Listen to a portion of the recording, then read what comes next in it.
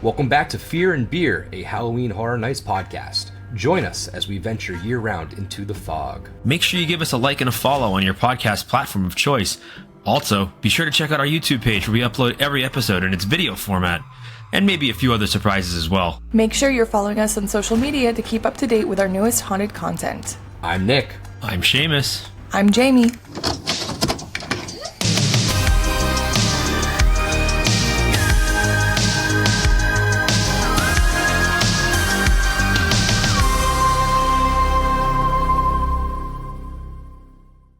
Three days away, and today we are guessing the house. We're going to give you our best guesses as to what is going to be inside of these houses before we have even stepped foot in them. Now, I know at the time of recording, there has been pictures, I'm sure, from either Unmasking the Horror Tours or the panel over in the UK that kind of gave some insight to specific houses. We have abstained from all of those. We have not seen them. There's been no peeking. The only stuff that we have seen was probably from the MegaCon reveal months and months ago. But other than that, we are going into this extremely blind. So we're going to go through each individual house and let's see what we can do. I think we nailed a couple of them last year. I really didn't pull up the stats, but I think myself and Seamus both, like the Five Nights at Freddy house, we even said like specifically, like you're going to walk along a cage link fence, you're going to turn into the entrance, and that's just how we kind of think of things. So that's what we got going today to continue this podathon moving along. Obviously, like you've probably heard in past episodes, we have some stuff to push. Tomorrow night, we are having our Family Feud event over at Topgolf Orlando. The show is going to start at 7. The doors will probably be around 5:30 or so.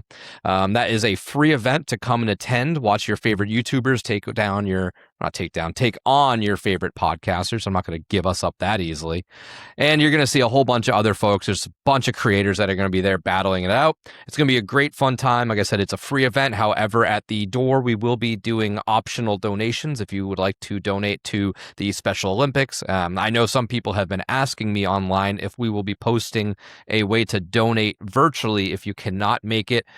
At this time, I have no answers on that. That will definitely be more of a day of thing or a tomorrow of thing. So we'll keep your eyes peeled on our socials. We may be able to update that if we can, but I think it's more of an internal on-site thing. So I don't really want to jumble too much while we're trying to set up for this event. It will not be live streamed, so you will not find this on our YouTube page. However, it is going to be recorded, so you can watch it down the road at some point.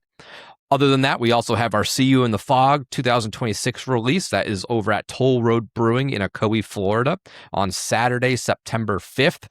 Again, keep your eyes on our socials. We don't have an exact time or a poster out yet, but I do want to get the word out there. And then finally, the week after that, if you want to, let's go down to Toll Road Brewing again, Saturday, September 12th. That is when they're going to have their spooky season Fright Flight. That is a flight of beer, 4 different beers, each paired with a different Halloween-style candy. Each flight you purchase, it gets you a raffle ticket in a raffle to win a $150 Universal gift card, and I believe our See You in the Fog will be one of those 4 beers that are going to be treated in that candy form. So very exciting stuff. We are so close. Like I said, we're going to be in the fog very soon. It's Tuesday. Friday's ticking. Unless you got tickets for Thursday, you might even be even closer than this. But yeah, that's what I got for us today. Obviously, everybody's here, and we're ready to guess the houses. Hello, everyone. So we're going to go through these. But before we do that, let me dive into my beer. I almost forgot about it. It's staring at me. The beer I have today is not really I don't think there's much of a tie-in, but it is Fest beer. And this is from Three Daughters Brewing. This is a 6% ABV, and it's brewed down in Dania Beach, Florida. There's a little micro brew down there, and it's just simply a German-style lager made for Oktoberfest. So, it kind of ties in that October vibe. Whew, let's crack it open. Let's pour this thing before we start guessing the house. Whew, alrighty, let's let that settle a little bit.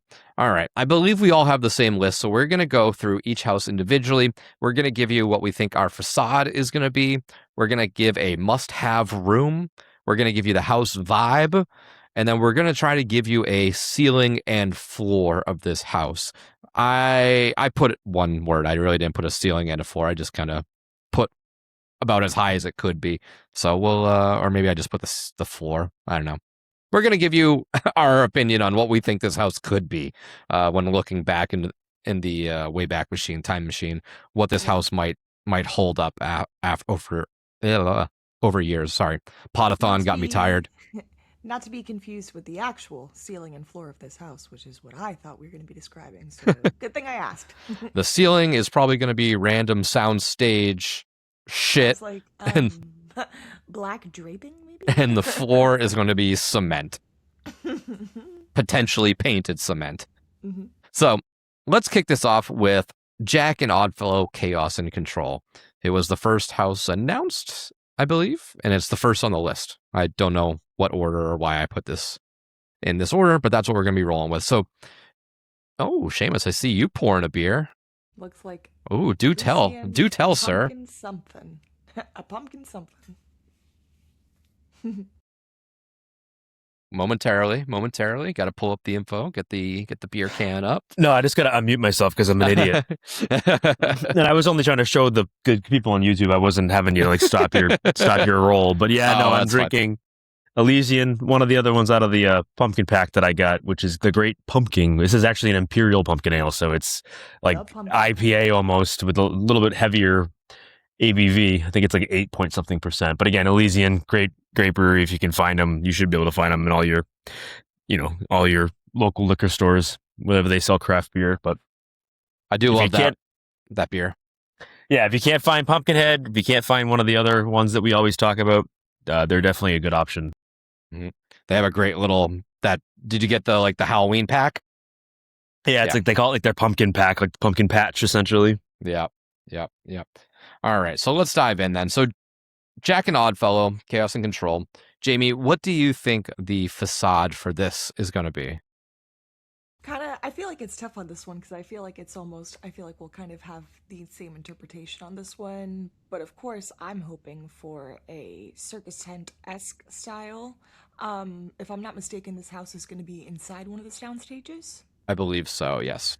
So what I'm hoping with that is that kind of we've seen it at the tribute store, we've seen it at the front entrance gates, but I'm hoping since we'll have that soundstage entrance and not like the tents or something, we'll kind of get that dilapidated circus tent, but not just walking into the tent, but kind of walking into the grounds of it too, with the ticket keeper, maybe a couple other circus freaks or performers walking about, or maybe even Jack and Oddfellow walking about, kind of greeting us into the house on either side. But not the typical bright, fun circus tent like how it's supposed to be, the Infernal Carnival of Nightmares, that hopefully we see something of sorts of like that. I feel like that'd be kind of the number one thing that people would really assume when they think of this house. I know, like a mixture of that stuff we've seen in the entrance zone so far with Oddfellow's house. Correct. Yeah. All right. Seamus, what are you thinking for the facade on this one? I don't know if we're going to be a ton different, but I'm going to be kind of cheesy and cheat a little bit. I think it's going to be very similar to what we had with the original Oddfellow house from a couple of years ago. Obviously, being that it's not in a tent, it's in a soundstage, they can definitely go a little more wild with it. But I just have a feeling it's going to be something like that, where maybe not a full big top, but it'll feel like you're entering some sort of messed up circus. Yeah. I have something, and I kind of got inspired by the tribute store with that big face, like clown cutout, that wooden cutout. I put a circus entrance with both faces as like big cutouts. Mm-hmm. Like you almost kind of like with the Terrifier facade, where it has like the clown head, or it has like a Jack the Clown style head, but it's a clown head. But yeah. I think it'd be cool if you enter through either the faces or something like that, or the mouths of the actual cutouts of them. It would be kind of cool if maybe it was just one big one in the middle and half the side was Jack, the other half was Oddfellow, and you kind of are going in the middle. That'd be neat. Yeah.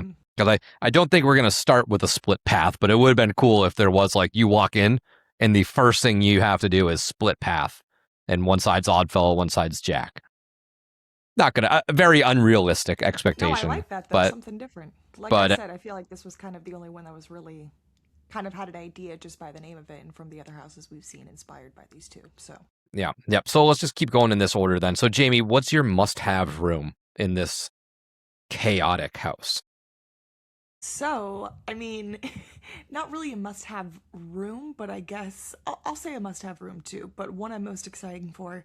I know we talked about it during the MegaCon panel. It was kind of mentioned all these obscure kind of mind-bending rooms. I don't remember. I could be making this up in my head because I want to see it back. But when we had in Beetlejuice the kind of twisting Ah, tube hallway that you walk took through. mine. I should have gone Did you? first. Darn. But that's what I'm most looking forward to, and I guess Like a that's fun house. a must-have room as well. But I also think it would be really neat to kind of see like not when Jack killed Oddfellow, but kind of like Jack getting caught up in everything, like when they're finding out about like the kids that he killed and kind of him getting arrested and kind of that like descent into his madness, I guess, when he finally realizes everything's like coming down and Oddfellow's kind of like taking over that part, kind of like the part that we've heard him talked about in the stories, but haven't really seen like executed in person, if that Mhm. makes sense. Yeah. Yeah. To fill the gap in of the story that we Yeah. already know. Yeah. Mhm. So Seamus, what's your must-have room for this? Yeah, I think if we're gonna go with that carnival circus thing, that I think it sounds like what we're all kind of leaning towards. I want to see like a big open, like circus tent scene where one of them is acting as the, like what do you call him? Like the carnival Ringleader, barker or the ringleader, ringmaster. and then like there's a whole bunch of like carnage, just like bodies and gore and Jack is kind of doing his thing and Oddfell maybe being kind of like the puppet master, the ringleader, quote unquote, would be kind of cool. Like maybe like when Jack finally becomes Jack, it's like his big moment where they've now kind of gone crazy and they've kind of wrecked this circus or whatever. I think that'd be kind of cool if they stick with that circus vibe. If it's something a little different, that I can see it not really working. But we're talking about maybe the facade being a big top or something like that. I think that would be kind of cool. Yeah. So my must-have room, I put the spinning tunnel, but I want it to be like purple and like I want because they mentioned of the Oddverse in the MegaCon panel, so I'm thinking this would be something to transport us and kind of be a transitional room, and I want the spinning thing to be like purple, foggy, but then I want the zodiac symbols like on the spinning rotation thing, so it's even more disorienting. But other Makes than sense. that, yeah, I think since Jamie kind of touched on that a little bit, maybe another room where remember the old, and it must have been from, was it the 2000 shirt where Jack was like Jack in the Box. the Jack in the Box, maybe a very big Jack in the Box, like animatronic prop that That'd be pops really out and cool. resets. I think that would be something that would be pretty cool to attach there. Or So if we get the big blender in the house too. From yes, his that like would be old cool. show. That'd be really fun. Yeah. So that's what I have for the must-have room. Now, this one's a little bit simpler. So Jamie, what's the house vibe of this? This house is just gonna be fun, you know? I think it's gonna have a good vibe to it. I think it's going to be the word I'm not looking for is a storytelling house, but like a story driven house. I think. I think we're familiar with these characters enough now that we're finally going to get to see it played out, the whole big face off that everyone's been talking about that we've wanted to see for so long. But I do think it will be fun at the same time. I think it will have its good balance of fun and scary, and I think it'll be really unique. Yeah. Seamus, what's your house vibe? Yeah, I mean, I think maybe kind of what Jamie's going for. I think it's just going to be kind of like that wacky, over the top, colorful circus thing that they're going for. I don't know if it'll be like completely over the top. It won't be like Killer Clowns of Outer Space type of wacky, but like I kind of think of something like warped, like yeah, da, da, da, da, da, da, da, you know what I mean? Like kind of playing up that messed up clown vibe. That's gonna kind of fit the vibe of the entire event. I think with both those big scare zones kind of taking on the idea of weird carnival sideshow, weird circus clown type situation, I think the house is going to follow right along with that same type of theming. You took the word immediately, like exactly from my list. I just put, I think all my house vibes, I did one word just to describe them, and I put a different one for each one. But for this one, I put wacky. I think it's going to be very just disorienting, very colorful, crazy sound effects. Like it's going to be very just all over the place. Now I know a lot of people want the story stuff, like Jamie, you're saying the story stuff. I'm curious how much of that deep story will come through. I think it's just going to be a crazy house. I think it's gonna be hard. I think it's gonna be hard to comprehend, just because I think it's gonna be a lot of stuff going on. It's funny you say that because I thought we would all kind of be feeling similar on this one, but I think it's going to be kind of a narrated house. I think it is going to be a little story driven. I think we're going to get some overspeak from Oddfellow and Jack. That would be I think nice. there'll be some level of storytelling. I mean, it won't be like super in depth, but it'll be definitely some. Like I think He thinks he could take the throne. Blah blah blah. Yeah. Yeah, they'll definitely. I think we're going to get at least this one speaking role in this, whether it's Jack or Oddfellow or maybe even both, and we're definitely going to get some exposition, if you would, if you will. Mm-hmm. Yeah. Hey, I could be wrong though too, so we'll see. No, I hope it is, but I also over the years have come to learn that the more story they have to tell, the harder it is to tell it. So it's gonna and all the stuff they talked about previously, like the Oddverse, we're gonna go here and here and here and here. I was like, okay, not like I'm excited, but it's gonna be more of just a fun experience versus like, oh, I know exactly what happened now.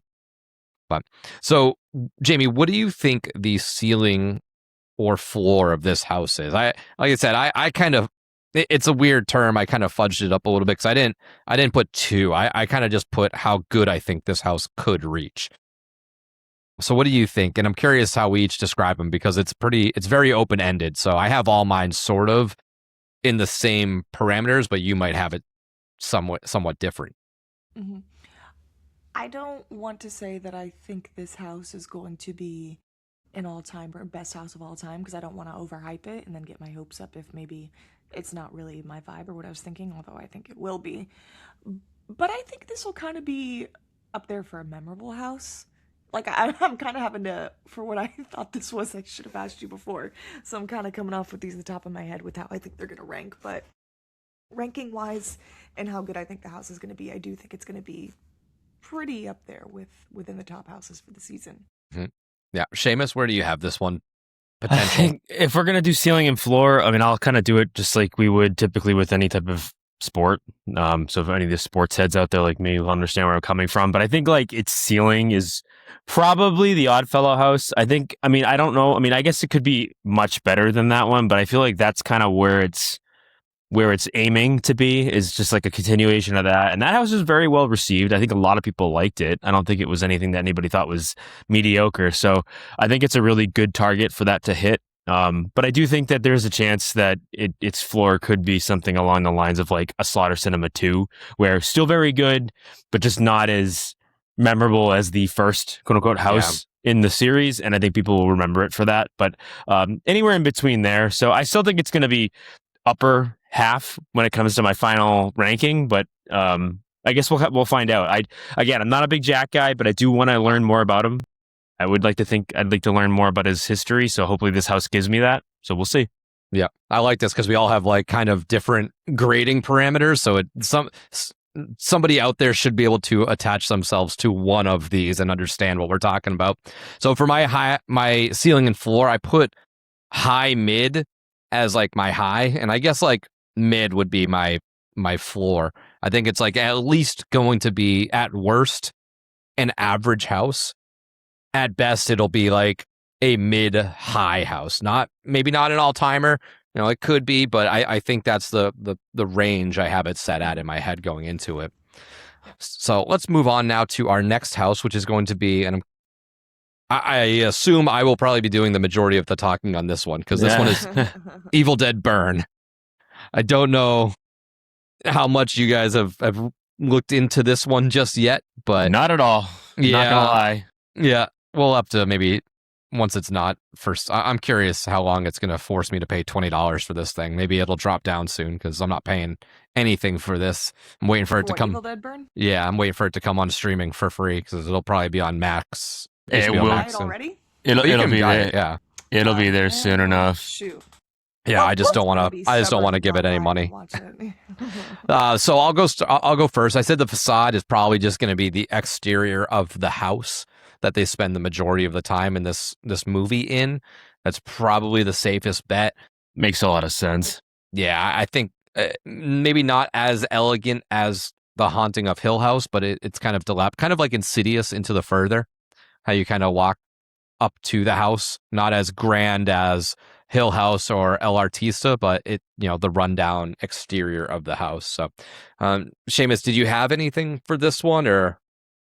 I mean, again, I haven't seen the movie, so I can't really speak much to it, but I do agree with you that I think that if anything is any indication is to go by would be that Exorcist house, it's probably going to follow the movie pretty damn closely. So it'll probably be that.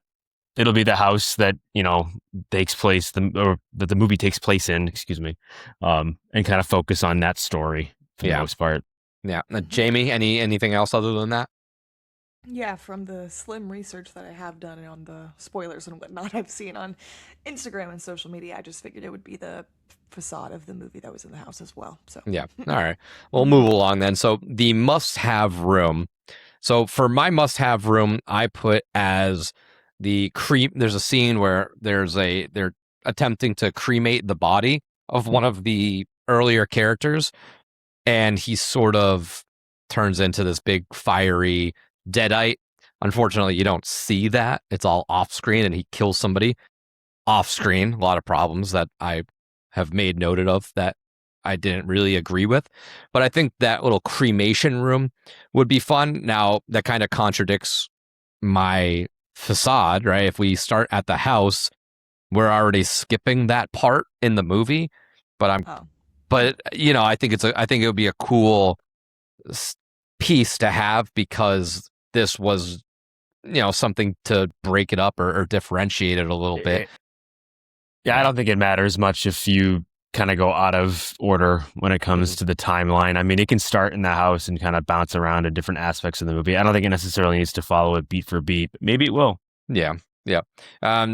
Seamus must-have room.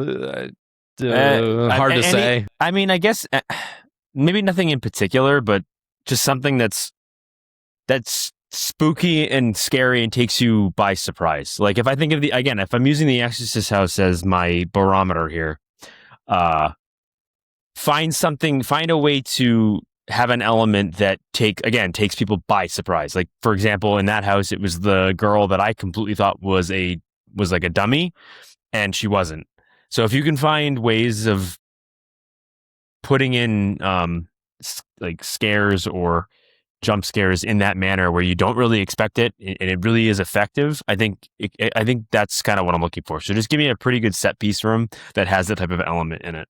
Maybe some like just mannequin deadites almost, and one's real or something. I mean, if you think of like even the original Evil Dead movie where like she comes out of the basement and she like moves the thing, like if you want to call back to some of the earlier movies, which I really kind of hope they do, like maybe stick to the new movie, but still have some callbacks to the original. I think for the fans, and that you could do something like that. Yeah.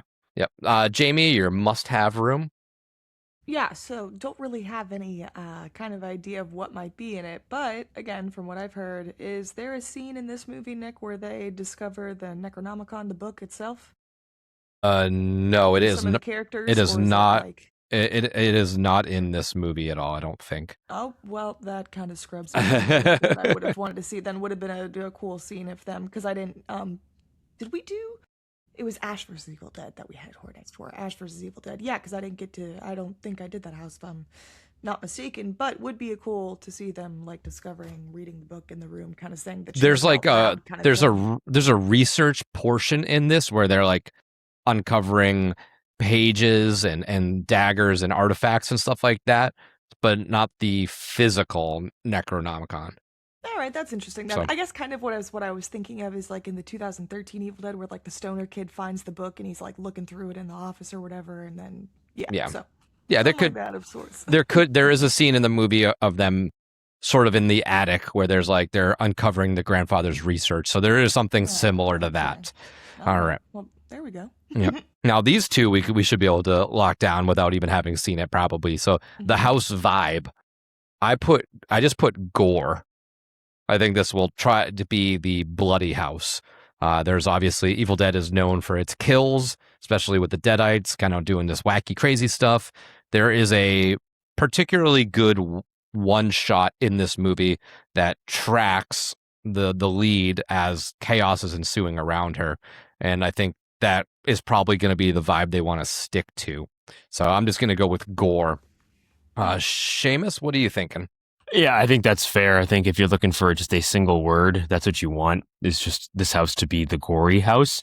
I don't necessarily mean it has to be like over the top, because I think you can do a lot with, being, what do you call it? But not over the top, but like subtle with it a little bit. Obviously, it's Evil Dead. I mean, clearly they're going to have buckets of blood, but it doesn't necessarily have to be like a Terrifier house for this to be effective. Because I don't think, again, I keep going back to it, but I don't think the Exorcist house was incredibly gory. I think a lot of it was told in shadow, and I think that can work to its benefit if it wants to be remembered as being very good. So we'll see. Yeah. Jamie, your house vibe? Repetitive. From what I've heard, if this is just kind of a one scene, one take kind of movie where it's all, you said it's kind of all taking place in this house, right? The majority of it is just in the house, yes. Yeah, I feel like we could see kind of some of the similar scenes, these crazy deaths that, Evil Dead's known for, and just ridiculous over the top. But I was also going to kind of say bleak. I feel like bleak is a good word in the sense because that was my first initial take on the Exorcist Believer house, just because we hadn't seen the movie either. So I didn't really know how it was going to make me feel or how I was going to expect to feel from it. So probably won't do too much for me since I don't have that connection for it. So it probably will leave me feeling kind of bleak. Yeah. Yeah. And then for the ceiling and floor, for this one, I just put mid. Like, I'd be very surprised if this was on somebody's, and there's people that do get attached to every house, right? There's people that, for them, Triplets of Terror is the best house of all time, or maybe not museum, but you get my point where everybody does attach to something differently. So this is obviously not, this is more of a broad thing, but I'd be very surprised if people were claiming or clamoring for this as like an all-timer house. I think this has the ability to reach mid status. That's like probably the highest in my mind, but obviously I'm basing a lot of that off of my distaste of the movie. So it doesn't obviously translate one for one. Exorcist Believer, perfect example. Great house, dog shit movie. So it doesn't always influence it, but I think it's a little bit harder. It puts it at a disadvantage, that's for sure. So I have mid. So Seamus, what would be your ceiling or floor for this house's potential? Again, I'm right along with you. To me, I think there is a chance for it to be the next Exorcist Believer. I think it's one of those houses that won't be the best of the year, but it will be remembered as being, really, really good and really scary. So to me, its ceiling is right around that Exorcist house.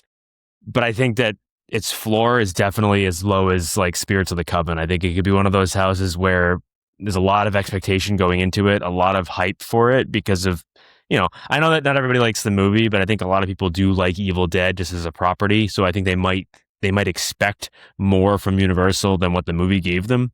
And it may just fall flat and kind of fall into that Coven tier where everybody was thinking, oh, Coven, witches, that could be pretty cool. And then it was just utterly flat and was not a very good house at all. Yeah. Yep. Jamie? Well, I do think this house has the possibility of being a mid-potential house, but I also think it could be possibly forgettable too. With Exorcist Believer, as much as I did really enjoy the house, I don't go back to thinking on it that much just because we did it a good amount of times through the season. But again, I feel like it would have had more of an impact for me if it was the original Exorcist. And then again, this goes for the same thing with Evil Dead Burn. I feel like it's just one of those IPs that's a sequel of this other very big franchise, but it's not going to be the original for me. So I feel like it's not really going to stick around for me, kind of going to be at my bottom. But like I said, could have potential. So only time will tell. In a couple days. We'll be able to get these answers very soon. Yeah, so we're gonna know soon enough. So we'll be proven extremely right or extremely wrong very soon before you hear from us next week. All right, Stranger Things 5, moving right along. Ooh. Seamus, what do you think the facade will be for Stranger Things 5? To me, honestly, I think it's gonna be, in the show where they finally kind of infiltrate the center of town where the military's kind of have it locked down, and there's that big opening when they go into the into the upside down. They gotta go through that big opening. I think that's kind of what the facade's going to be, because I think for the most part, this house is going to take place on or in the upside down.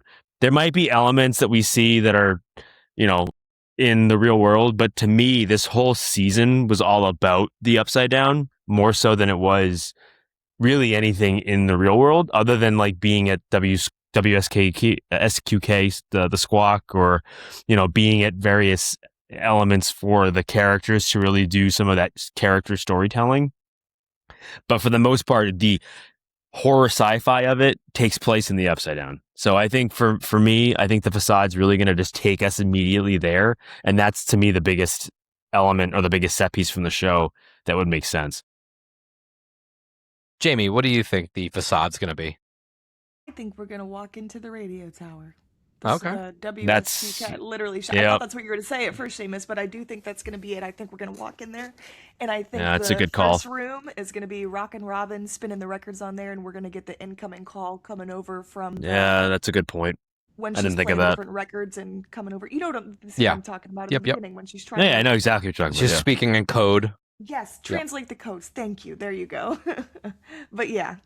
It's funny, we all have different ones. And I wasn't in love with this one because coming off of Evil Dead Burn, I'd be very surprised if they had two entrances that were similar.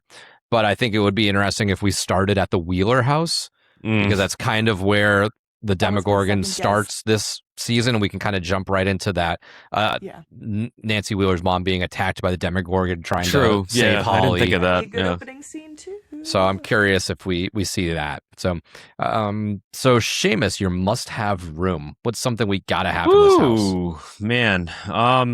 Honestly, I mean, I know this is going to be again kind of cheating, but I think we need that final battle scene with Vecna. I think we need to be in Vecna's lair, and they have to do it in a way that's not like the last Stranger Things house where you kind of walked into a big open room and it felt so incredibly empty. This has to be done in a way that just truly blows people's minds when it comes to the set piece. And this has to be the general set piece, like the actual set piece of the house, where it's Vecna up on his big thing, whatever it is, where he's kind of like attached, and it's the kids just fighting back against him. I think that's really kind of what your main room, your main set piece has to be. What would be even better is if that is your, I don't want to say zipline, but your harness character. Oh, what if it's an actual person and they come down? That would be cool too. Yeah, exactly. Jumping around. Jamie, what would your must-have room be? So it's funny. I feel like we've talked about this as a rumored when this was rumored and we even knew it.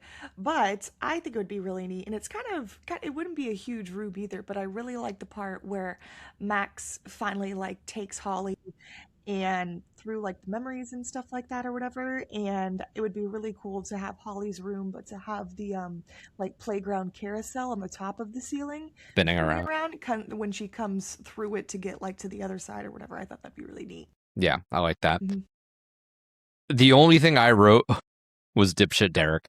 I don't care what room. He's got to be there somewhere. It's got to be one. He has to have something devoted to him, whether it's the barn scene where he's up top yelling "suck my fat one," and Robin's like, "Jesus Christ, get on this," or something with the scene where he's helping break the kids out into the tunnel system to get out of there, or whether that's him talking shit to Mr. What's-It in that weird trans dream world kind of thing. As long as dipshit's Derek there with his stupid sweater, I'm all in. But you know he will be. He better be. I'm so surprised that sweater wasn't for sale. That's a good point. Yeah, but I thought they'd at least have a shirt or something, like a t-shirt with that same color. They might still have it. Yeah, that's what I'm thinking too. They better. So Seamus, what would your house vibe be?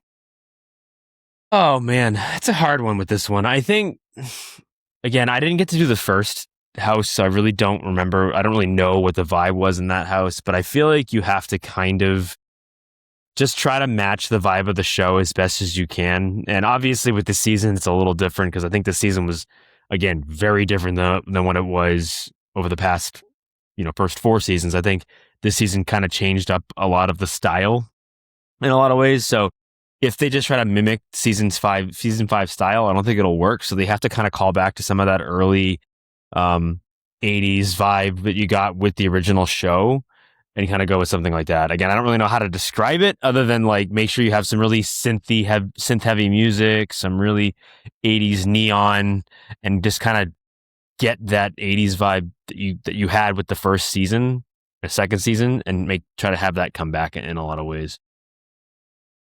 Jamie, what would you put for the vibe? Well, you basically explained my one word that I was going to use for the vibe, Seamus, in detail, which is nostalgic. I think this is going to be a very nostalgic house. I do think we're going to kind of get that 80s vibe back a little bit. I think it will be pretty music heavy with those synthy vibes and some of the scenes.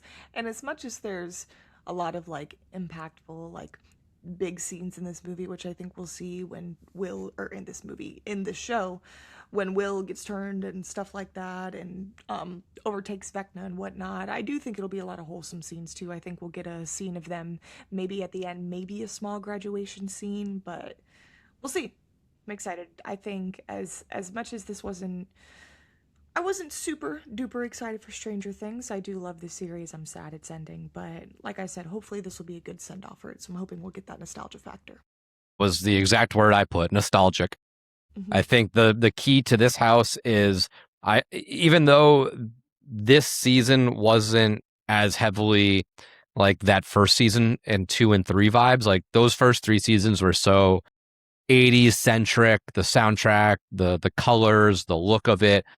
The 4th and 5th season got a little bit away from that as the tone progressed because the kids got older, the story got more serious, so they sort of adapted. This final season was definitely more like action focused, very like battle heavy, stuff like that. I think the key to making this house work is using the stuff from this season, obviously, but sprinkling in the stuff that made those first seasons and that first house so magical, which is that nostalgic feeling. So bumping those parts, because there's parts of season 5, it's a lot less, but there's still parts. Focus on some of those and bring that into the house and really make it work. So Seamus, what do you have for the ceiling floor of this house? Oh man. You know what's funny? You're probably going to laugh at me for saying this, but I think that there is a chance for this ceiling to be as high as the FNAF house was last year for a lot of people. I know not for everybody. I know for you, Nick, I'm sure that's not something you want to hear. But for me, because of how surprised I was by FNAF, I think there's a solid chance that this house does that same level of, wow, I was not expecting it to be that good. But then obviously I think it also has a very good chance of being as low as the last Stranger Things house. I mean, just more of the same, very much not really exciting, very underwhelming, not really kind of doing what Stranger Things initially was set out to do. And it feels kind of like hammed in a little bit, like phoned in a little bit, I guess is the best way to put it, where it feels like, they think they can just rest on the success of the name and not really put a ton of effort into making the house as good as it can be. So that's kind of what I worry about, because I know that season 4 was a super big disappointment, both in the show and in the house. So I feel like there's a good chance it could fall as flat as that one did. Mm-hmm. Yeah. Jamie? I want to say that I think it's going to be an all-timer right off the bat, but I do think it's going to be right in that middle tier of houses. Maybe for this season, I think it'll stay right in the middle too. As for comparing it to the other Stranger Things iterations houses we've seen, only time will tell, but I do think since it is the the series finale house, that I think it's going to be a little bit higher up there than some of the others maybe. Mm-hmm. For now we're going to go for mid tier. Yeah, mid. I put high mid, which I think is about as high as I'd probably put the first Stranger Things.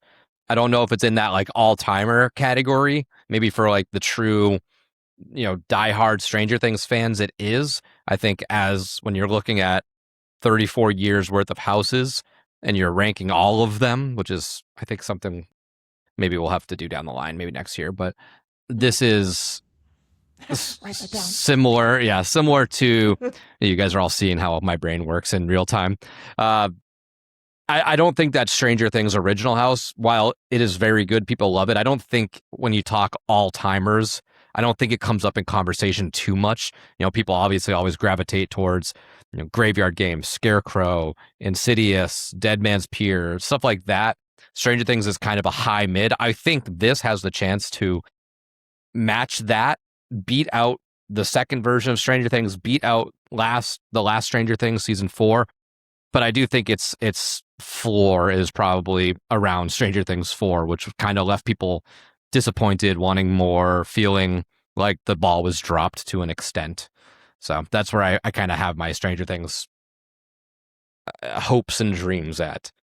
So moving along, Ozzy Osbourne, Prince of Darkness. This is going to be a crazy one because I think these answers are going to be all over the place, since there's really not, other than songs and like album art, there's not much like physical media to base your judgment off of.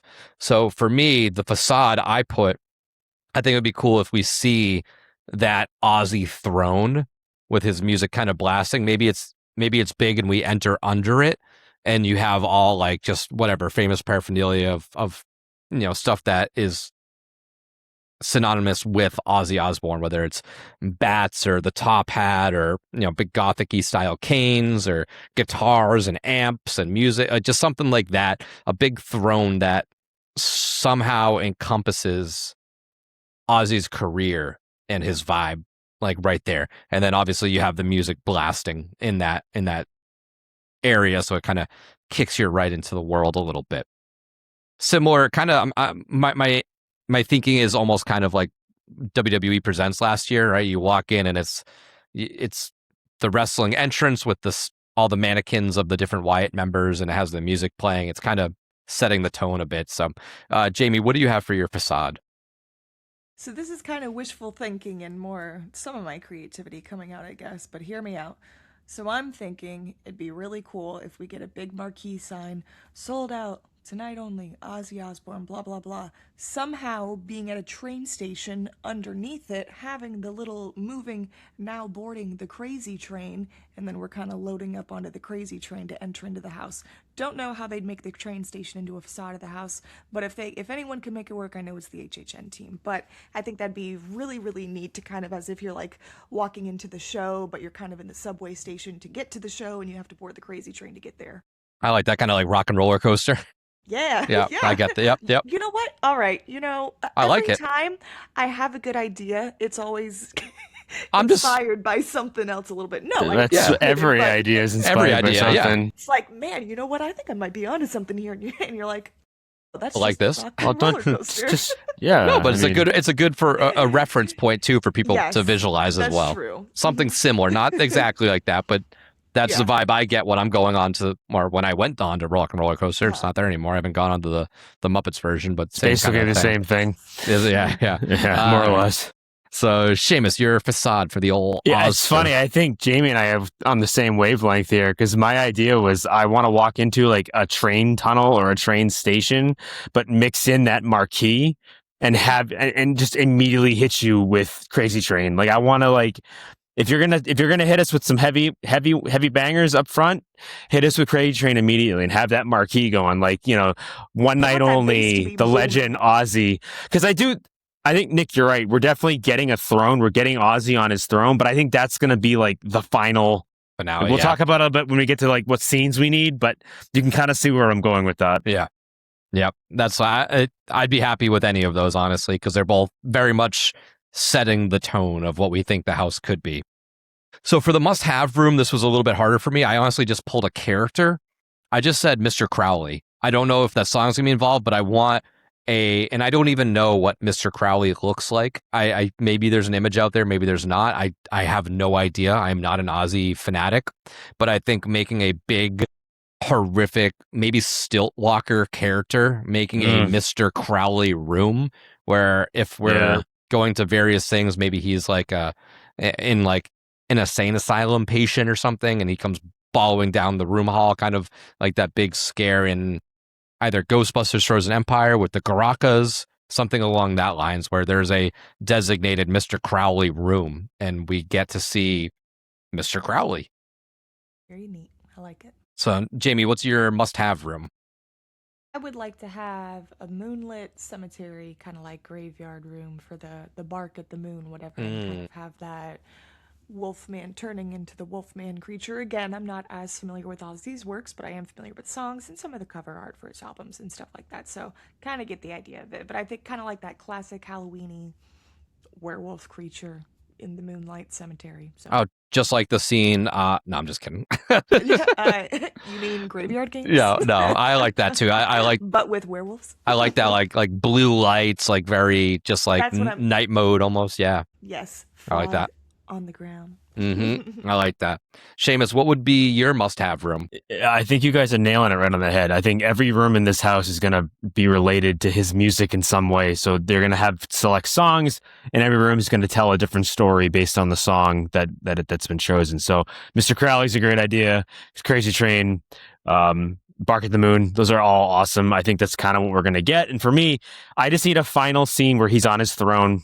We get the same type of Icons ending where it's Ozzy kind of reigning over his subjects, and we're all his subjects, and it's just a legacy for him, more or less, like just a shining moment for him to kind of truly, be who he was. That's kind of what I want. Now, I'm curious. Do we think there is like an Ozzy in the house? No. Like an actual Ozzy scare actor, like Seamus is saying with the throne. I think at the end, there will be empty, like they did with the chair at the end was empty with the lantern on it. But they had a fiend on there. They did have a fiend in there. Yeah, they did have the fiend. Yeah. Yes. Yeah. Well, that's true. Honestly. I'm curious. Yeah. So maybe I don't know. I'm kind of half and half on it. I could see why they wouldn't, and I can see why they would. I'm curious if that was maybe in the contract or one of the deals that maybe he couldn't be presented in the house. I don't think his family cares. I honestly don't. I think they're willing to shell out anything.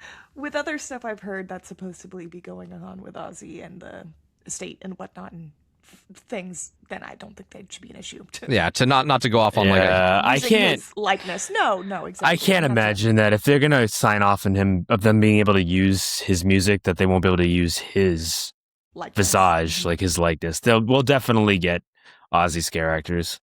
I think with his family that owns the rights, I don't think anything's off the table, honestly, because I saw, not to get off course, but there's an Ozzy bar themed that went up at studios, and people were up in arms and being like, well, Ozzy had such a battle with alcohol and this, that, and the other. And it was like, his family released a special Ozzy beer on the 1-year anniversary of his death, I think. So like, they clearly like that, stop that. I think they're more open than people think. I think they, for better or worse, however you want to look at it, I think they're okay with just about anything and getting his name still out there to keep him remembered. If you want to talk about that, I think that, there is, if you want to use Ozzy as an inspiration to be sober or to get sober, I think that's awesome.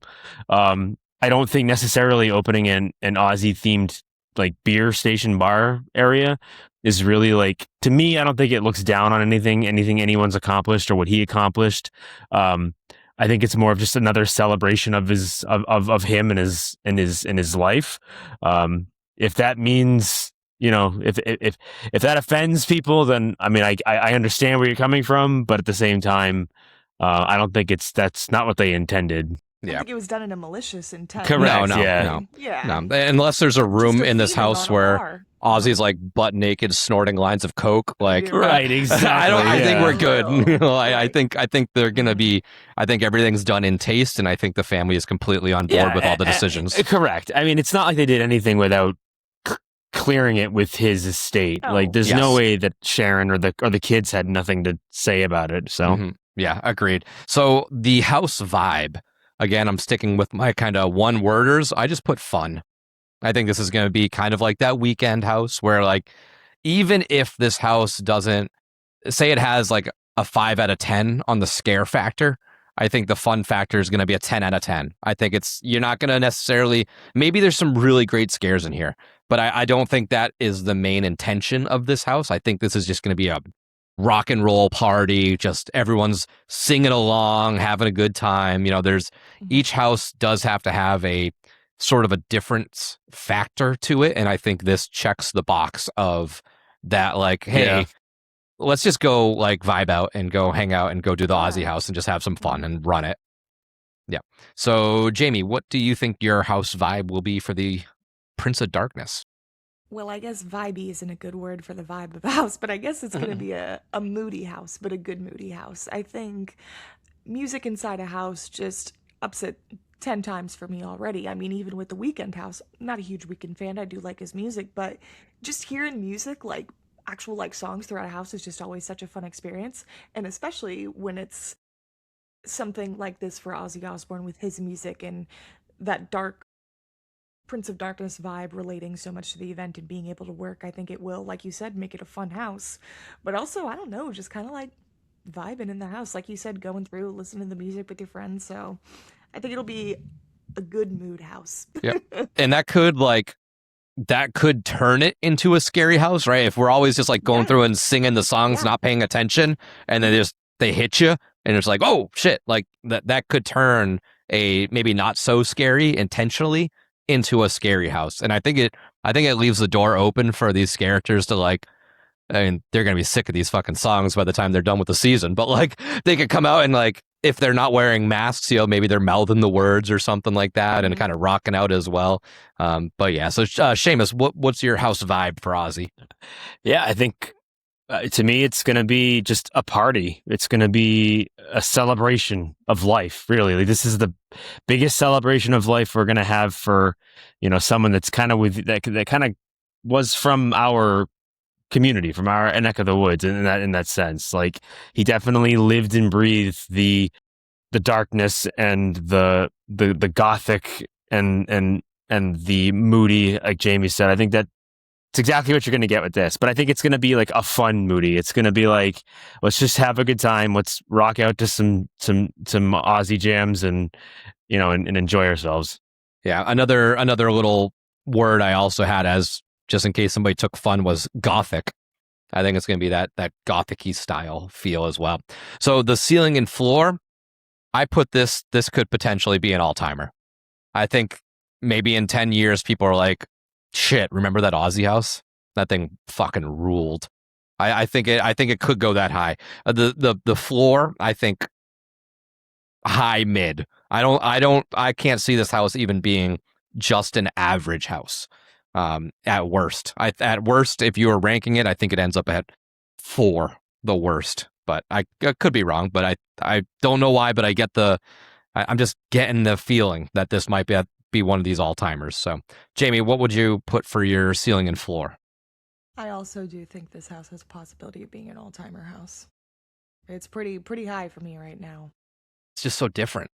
It is different, and like I said before, when I was explaining kind of the vibe of the house, it just works for a music house for Horror Nights, just like how maybe speaking it into existence, a full Rob Zombie music house would work too. I mean, just saying, I mean, he's got a lot of discography to work with there, but just saying. But no, I do think this has a very good possibility of being a very memorable and upper tier house. Yeah, Seamus. Yeah, I hate to be the downer here. I don't see it being an all-timer. I don't think I don't think it's got a chance to be that good. I think it has a chance to be really fun. I think this is going to be a house that, I don't really have any clear examples of recent houses that I can compare it to. The Weeknd's a good comparison just because of music, but WWE, I guess, yeah, maybe to that. So I think it'll be great for what it is. I don't think it'll be a house that people remember, because if you're talking like potentially one of the greatest of all time, you're putting it in the pantheons of a Scarecrow or even a Pumpkin Lord. Like, to me, the Pumpkin Lord house was an all timer. And again, it's very subjective. I mean, someone might look at this and think that is the greatest house of all time, but I think a lot of those individuals are gonna let their fandom for Ozzy blind them a little bit because it's their guy. They get to see them in house form, and I get that. But I think expecting it to be like one of the best houses of all time is just expecting too much. But I do think it'll be, like you said, I think very, very, very hard to see this being a bad house or a house that falls flat. Mm-hmm. Yeah. All right. Let's move along now to Madlands, Caged Cannibals. Seamus, what do you have as your facade? Oh, good God. And this isn't a tent, right? So Soundstage. really, did they give this on a soundstage? Yikes. I think this is sound stages because I think, I think the new tents are Hellraiser and Sinners. The other sprung tents I think are HR, Blood and Guts, and Invasion. Okay. And I think Cybergoria is Fast and Furious. I think in that case, they have a chance to really wow us with this facade. I think this could be one of those you're walking into like what looks like an outdoor zoo, right? So I could see them like finding a way to truly give you that feeling of walking into that type of environment. I'm trying to think of an example, like Graveyard last year or whatever. What was the one? Not Graveyard, but the hell what's that one called? And we didn't like it, but the facade was incredible. Grave of Flesh. Grave of Flesh. There you go. Okay, Jesus. yep. But like how awesome that initial facade was, and then how much of a letdown the house was after the fact. I think that's what we're thinking of. So I think we're going to be walking into like the gates of a zoo that's run down and goried up and pretty messed up, and then of course get disappointed by the house itself. Yep. Jamie, what do you think for the facade? So with this one, I kind of think we'll see something similar. And this isn't even a tent. You said this is in a soundstage too, right? I believe so. That's yes. what Nick said. Which is so interesting. Yeah, I just wanted to double check. I'm sorry, but I think it'll be kind of similar to how we saw Five Nights at Freddy's with that chain link fence. Of course, I'm not going to have the Freddy Fazbear's Pizzeria facade, but I do think it's going to be kind of like industrial looking, ran down zoo or maybe like testing facility with overgrown trees and branches around it. I think we're going to kind of have like zookeepers outside, maybe with like tranquilizer guns outside the facade, maybe like one or two people kind of like, oh, what brings you guys out here? Da, da, da. This place has been abandoned for this long, whatever kind of thing. So I think that would be kind of neat to have one of those interactive scare actors out front too. It's kind of similar. I think not to go in. Yeah, I think we all sort of have the same thing. I put a rundown zoo entrance. Like that makes, I think that's the biggest layup of any of them.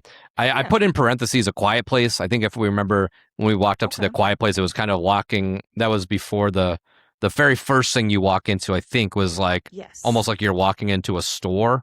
And there was like missing posters and stuff like that. And then once you walk in, you get that A Quiet Place sign in the corner and stuff. I think something similar to that where it's like, you know, old flyers are put up about the zoo, you know, check out this event or whatever. And it's clearly from a past time. And I think that might be the entrance of this. So Seamus, your must-have room for Madlands. I don't know, because like I'm not super wild about this house, but I do think that if they're gonna make it work, you have to have some pretty nasty, gory visuals, like cages with people just getting torn to shreds by cannibalistic, monstrous animal hybrid things, because that's what it sounds like they're going for. So it's got to be something like that. But outside of that, I really don't know what they could possibly do, because it just doesn't sound like it's going to be anything special. Yeah. Jamie, what are you thinking? Hold on, let me make sure I'm on the Yep, the must-have room. The must-have room. I wanted to make sure we weren't doing the five. Must-have room. So with this one, I would really like to see, even though this house is so odd too, since it's like the animal hybrid cannibal kind of things. But honestly, I would just like to see a full-on room of maybe either one of the guards of the zoo or people who were testing on these animals kind of thing, cannibals, whatever they turned into. But I want to see, in at least some capacity, the animals turning on the people. Well, this is no animals. This is animals are extinct at this point. Oh, geez, so these cannibals are like, I think, taking the imagery of the zoo like information and mimicking animals as best as they can remember them. Well, and I don't know how long they've been extinct. So I was just gonna say, well, that's tough then.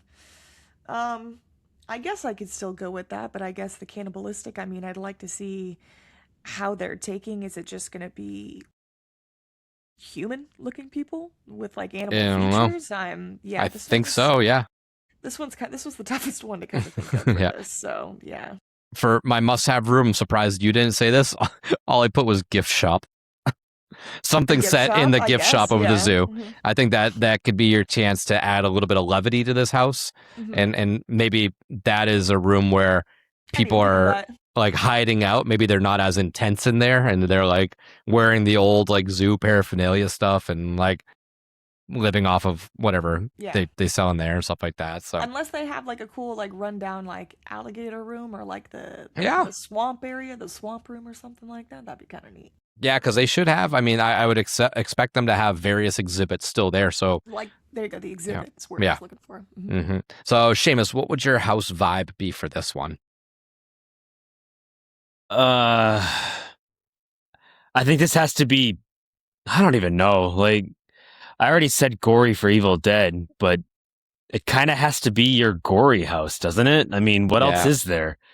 I don't know.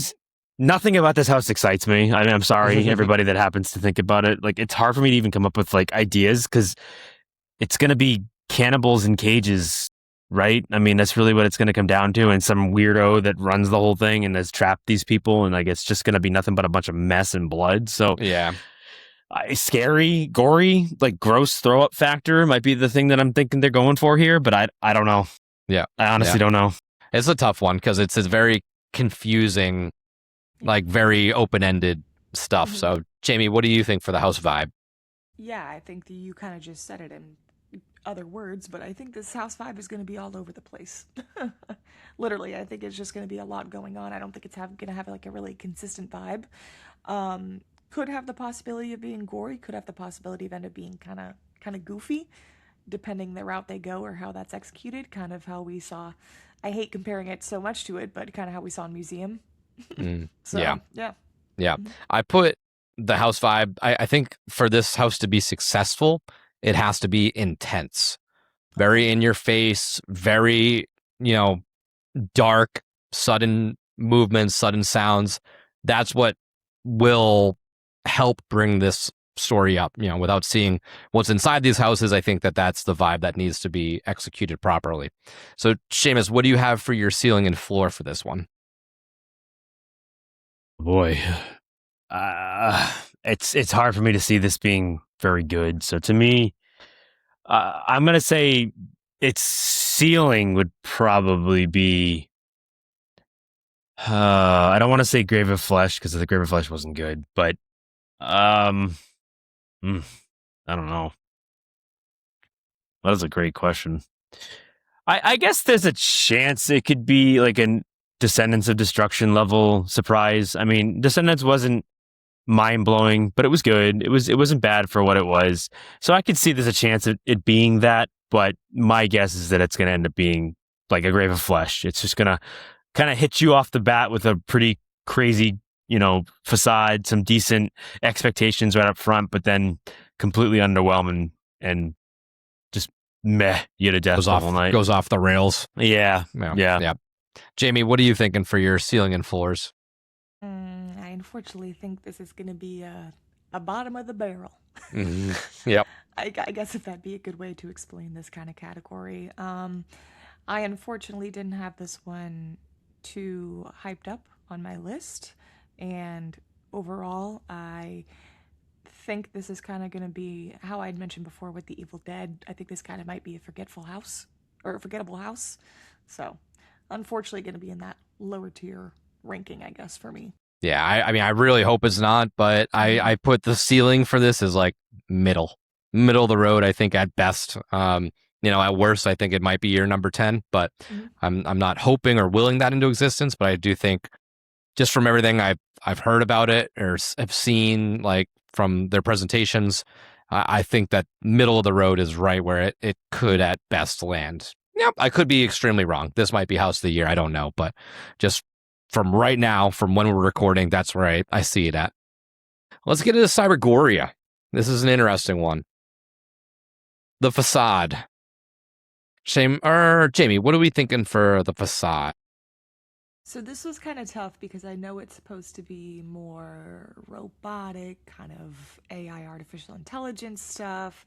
So I'm thinking, and I didn't really see, I know in the UK panel that some of the stuff came out for this. I watched a couple clips of like the Q video or what it was going to be, but if I'm not mistaken, this one is going to be in the Fast and Furious Q, yeah? Believe so, I yes. think so too. So I really do think, like how I mentioned before, they had done on the outside for when they used major suites in that area. We had that nice little facade there. I think they could have the possibility of making it look, I don't want to say all chrome because I do think it's going to be more of that rundown, futuristic cyber look, I guess. So maybe we get the entrance into like this testing facility. I keep thinking like backrooms esque async style, like testing facility that you could kind of walk into these big kind of pillars and testing boards on the side and everything, but I'm just trying to picture in my head how I can see that as the opening of the facade. So I'll go next because I'm going to kind of flip on you a little bit. Okay. I don't think this is what's going to happen, but I think it would be fun is because in the story, the corporation is called BBs. I think it's I didn't know how much you looked into it, so I didn't want to spoil anything. No, yeah. Well, this is part of the story is the bio-immortal bionic intelligent systems. So that's, I think, the corporation that kind of runs this operation of cryogenically freezing, whatever. So what I hope is maybe the way we start out is like super white, super clean, very futury, doctor's office, hospital-y, like very, it looks like it knows what it's doing. And then like behind the scenes, obviously whenever everything ensues, it kind of collapses or whatever, or it's all a front. They're just kind of faking you out by looking very fancy. I would think I would view this, that would be such a curveball because that's not something we see, right? We always talk about dilapidated zoos and run down this, run down that. Major Suites was a grimy factory. How cool would it be to have like a super clean, like white, blue lights, like high end, like almost like Wall-E style, like very futuristic-y, plastic looking with, BBs as the like neon sign almost. Something like that to kind of get you into the building. So I think that's the information booth is kind of the entrance of this. Seamus, what are we thinking for the old Cybergoria? I really think this is going to be their take on Terminator. So I think we're going to get like, I know everybody hates it. I know everybody's tired of it, and I get it because I'm kind of tired of it too with like the post-apocalyptic thing.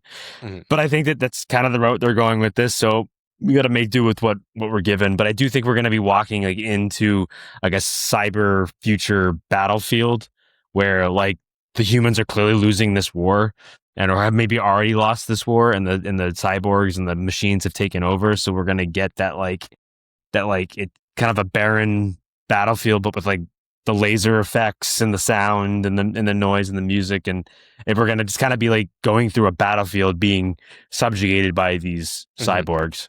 Yeah. So maybe not super wild when it comes to a facade, but I think it's going to be something along those lines. Yeah, sets the tone. Yeah. So, Jamie, what's your must-have room? So I think it would be really, really neat if we got a room kind of where they were working on the robots or doing this, doing that sort of testing, whatever, this kind of stuff. And you would kind of have like a power surge or a blackout. The scare actor would go away and then it would like stay black and all the robot's eyes would just light up in the room, kind of like a mannequin scene, I guess, but kind of sort of like that, just like the intro to testing going wrong. And that would kind of lead you into like the dark part like of the house after everything went wrong and the cyborgs are starting to take over. Okay, I like that. For mine, I put a freeze room, like a cryogenically freezing room. That's a so good one, something with like maybe the fog and blue lights, and it's like subject 3 is entering, and it's like, then it kind of freezes you up, and then you're walking through it, and very heavy fog in that run room where it's kind of shooting out at various sides. I think that would be a fun thing because I think that's kind of the basis of this, where it's they're freezing you, and there's different levels. The poor people get the really bad stuff. The rich people get the really good stuff, and something happens, and all the poor people wake up or something, and not the zombies, but the cyborgs are definitely just overtaking us. So I think the freezing process is a portion that I need to see in this house. That'd be really neat. Yeah. Seamus, your must-have room? Oh, for this one, I'm trying to think of must-have room. I think, like you said, I think maybe a room where they're like converting somebody into a cyborg, like that surgery that it's supposed to be a clean room, but it's obviously not. It's a mess. It's bloody. It's gory, and it's like the robots are like converting these humans into cyborgs. So something like that, where like it feels like it's supposed to be like a clean surgical room, but it's just a mess and it's nasty. Strobe lights and sounds, and kind of think of like Independence Day when like the alien like wakes up and like attacks the doctor, like that type of thing. That would be kind of cool. That. Or like it's behind glass and you see like somebody get thrown up against the glass and the smoke and stuff. That would be kind of cool. That's a good one. Cool. That is a good one. I like that. So, Jamie, what would your house vibe for this? Futuristic.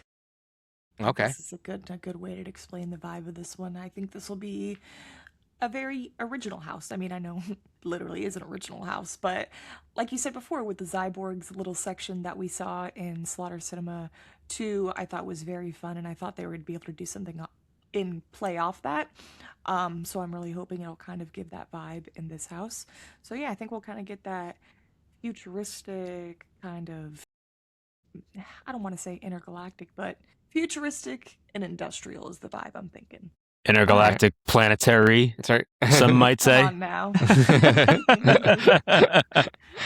I put we finished this song. Intergalactic planetary. Sorry for all my beastie heads out there. Break into it. Sick if they played this in the house. Right. Yeah, that would be kind of sick. I wouldn't set that expectation just yet, but that would be a first. I put loud. That's all I put was loud. I think this has to be the very like, not as, like I said with Madlands, like in your face. This has to be disorienting, like just loud bangs, beeps, bloops, futuristic sounds, just explosion, it's just absolute chaos through your audio, like intake. Yeah, I would agree. I think because it's supposed to be like a war, so it's supposed to be chaotic. Yeah. So that's what I put as mine. Seamus, what would your house vibe be? Spacey. Like I want it to feel otherworldly, even though if it's taking place on Earth, I still kind of want it to feel like futuristic and super sci-fi. Like, but not just like sci-fi camp, because I think there's going to be another house we'll talk about that I think is going to tend to take that mantle. But I think this one has to be kind of like, it's like watching an 80s sci-fi movie, like watching Terminator. Something like that. Yeah, I like that. So, Jamie, what would be your ceiling and floor for this? I guess for this one, this could quite possibly have the potential of being one of the most original houses we've ever seen for the event, honestly. I think this either is going to really make or break its namesake if they ever do something of this kind of again. I think this is a new idea for them that we really haven't seen before, so I think this does have a possibility of being one of those higher ranked houses for the event, I guess, overall. But it could also fall a little flat, so maybe how you went for the last one, Nick, I think was mid to high tier. I like that little ranking. Yeah, this one I think has my biggest gap, because it might be the biggest question marks of it, where I think at best this could be like a high mid, like on the cusp of being like great, but I think it could, if it falls, and I think the biggest thing for me is like the story is very big. It's in Fast and the Furious. It has a little bit going against it. It could very well be like very bottom. I don't think it will be, but I think anywhere from high, and that's such a cop out, right? Saying, oh, anywhere from high mid to bad. But I think this does have a very big gap. I think it's more likely to be on that higher mid area than the bottom, but it, until we go through, there really is no telling. But Seamus, what do you think for this one? No, I think that's absolutely fair, actually. I don't think it's a cop out at all. I think this house, I think Jamie's even going higher than I would go. I am really excited for this house, and I think there's a chance that it could be kind of on the level of like, trying to think, even like last year with El Artista. I think it has a chance to be remembered as one of a really, really, really, really good original house. I'm just not ready to say that it's potentially going to be as high as like Graveyard Games or Pumpkin Lord or Blood Moon. I think those hold a very special place in my heart that I'm not quite sure that I'm ready to say this is going to be as good as it. There's a chance, maybe, but I'm not saying that it's going to be.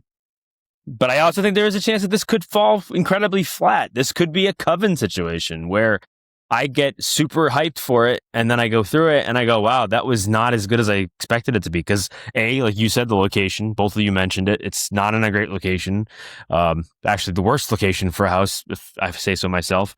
And I think with the whole post-apocalyptic thing, I think people are tired of it. So if it feels like just another bland post-apocalypse house, I think it could fall very flat. I think it could be the same type of reception that Follow got last year.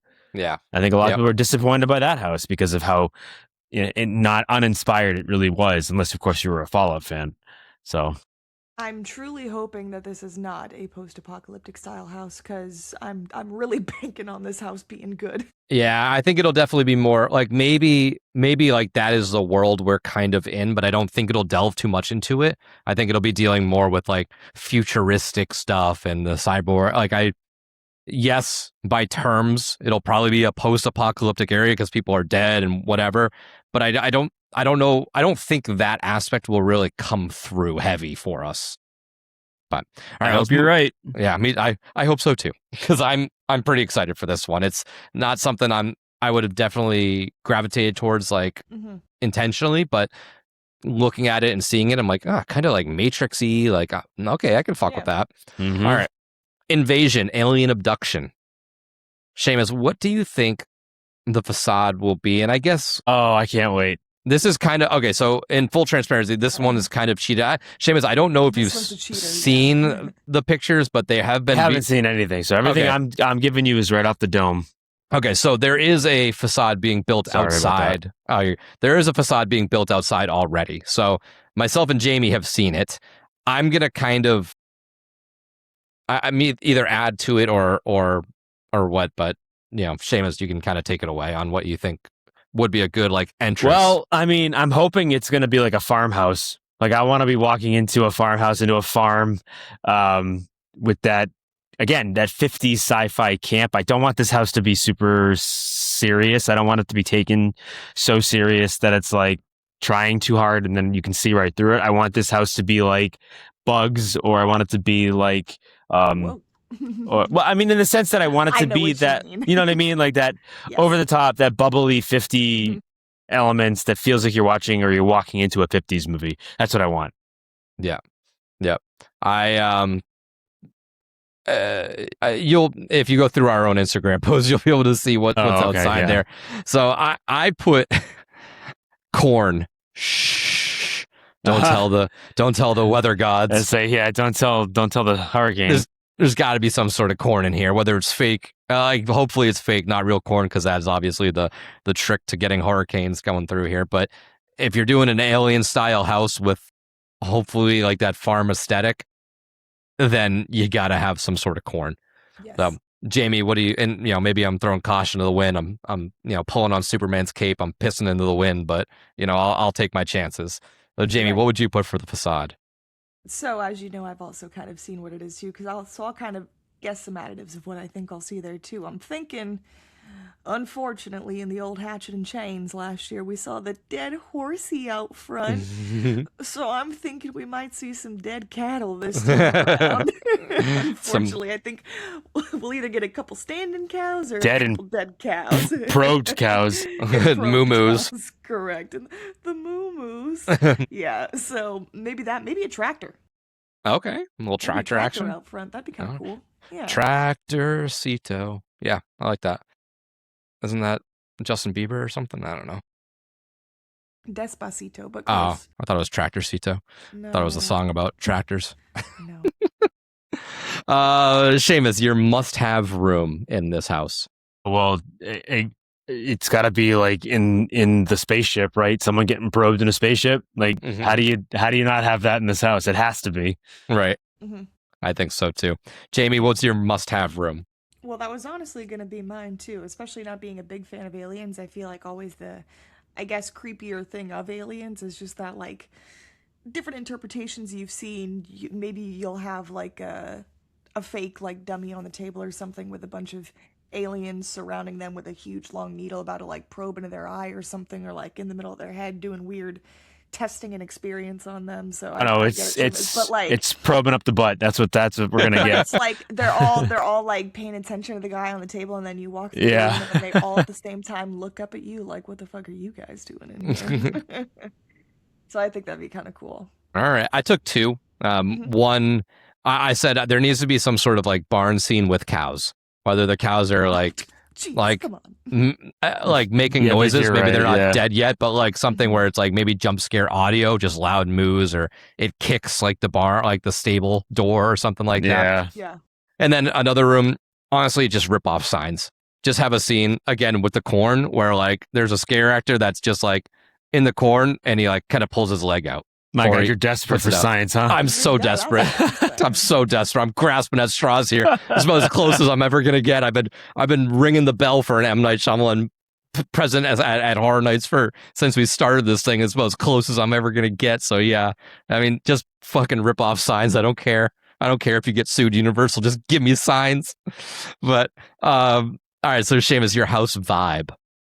Again, I think similar to what I said in the beginning. I think you just need that 50s camp that they live, or not that they live, but them, like giant ants, like something goofy like that, with little green men, bubble spaceships, probing people, stealing cows, killing cows. Like that's kind of what I want. So Jamie, your vibe.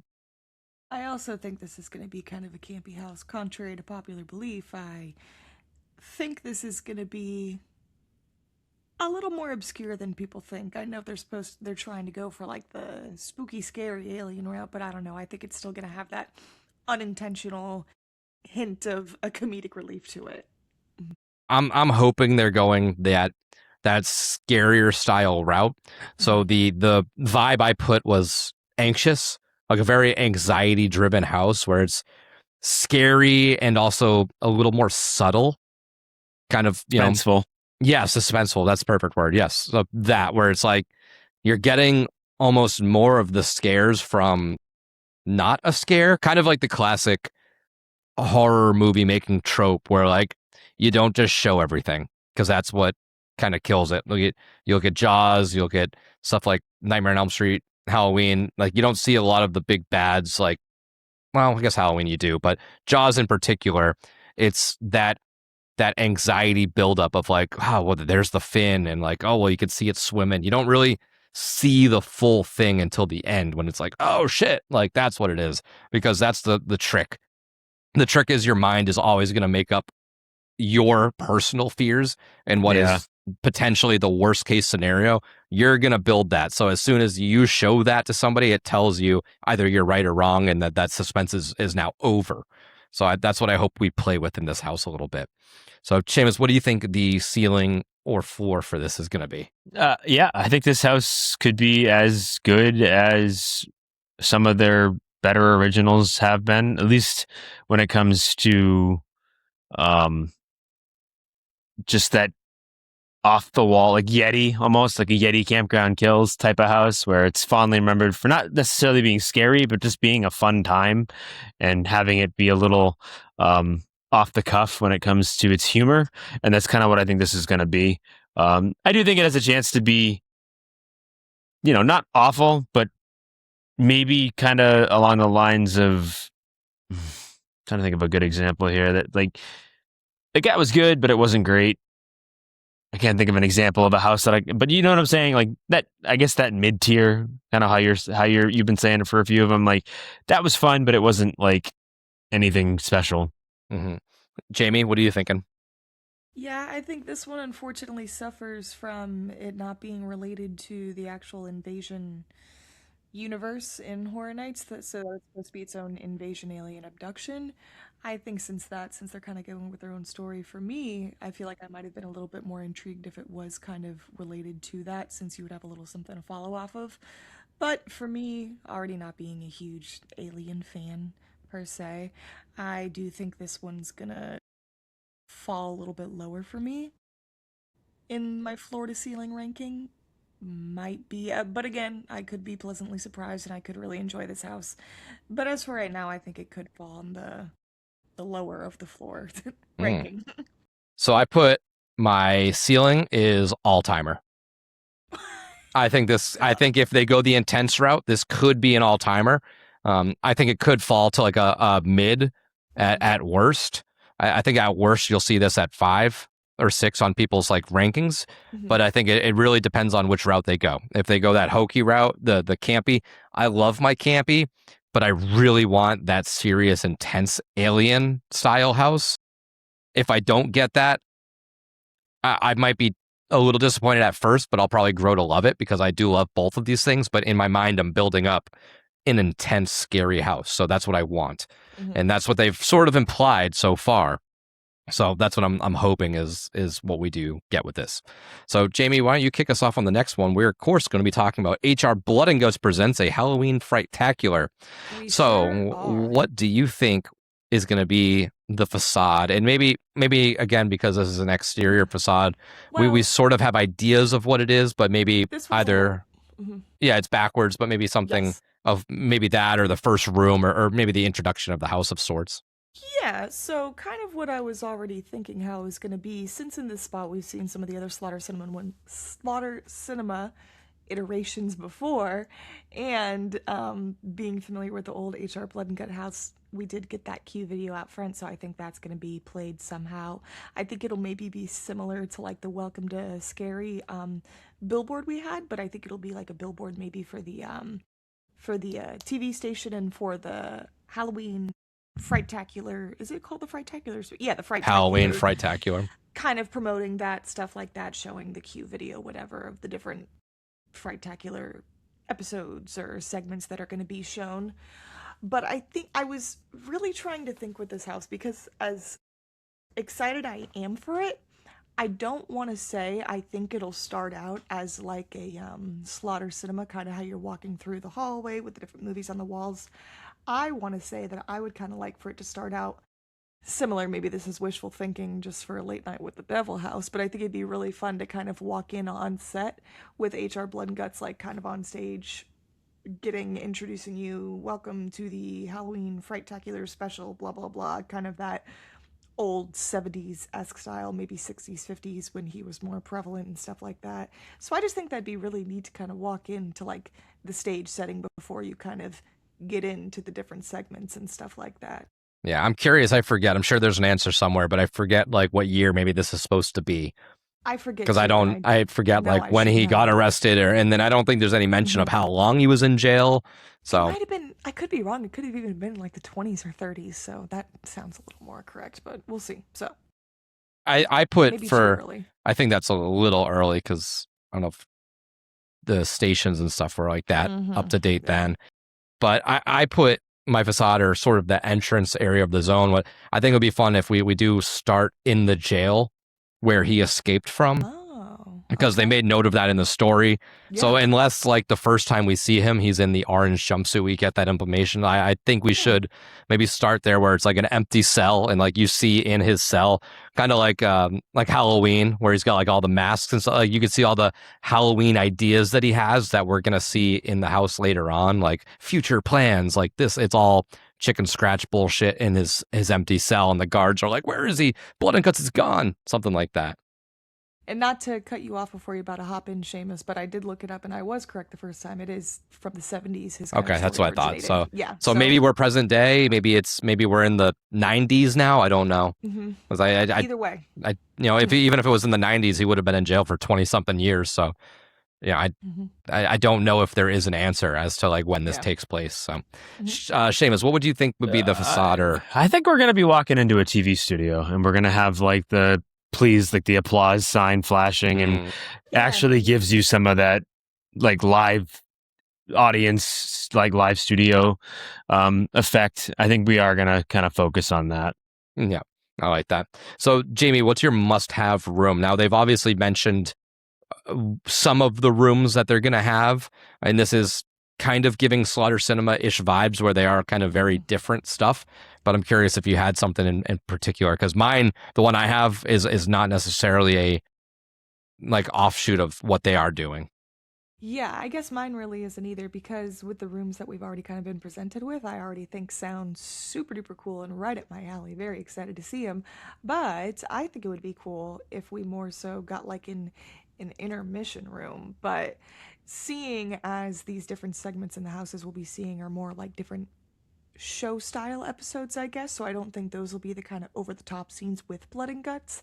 Kind of how before we were seeing him in the cute video for the Holidays of Horror one, kind of killing off these people and stuff like that. So I think it'd be fun to get like the intermission shots, maybe from the show's live showing of him kind of coming in and either torturing and killing some of these people or kind of himself hopping into one of the segments and kind of like destroying the set or like things are going wrong because he got in like involved or something like that. So I guess kind of like him colliding in both worlds.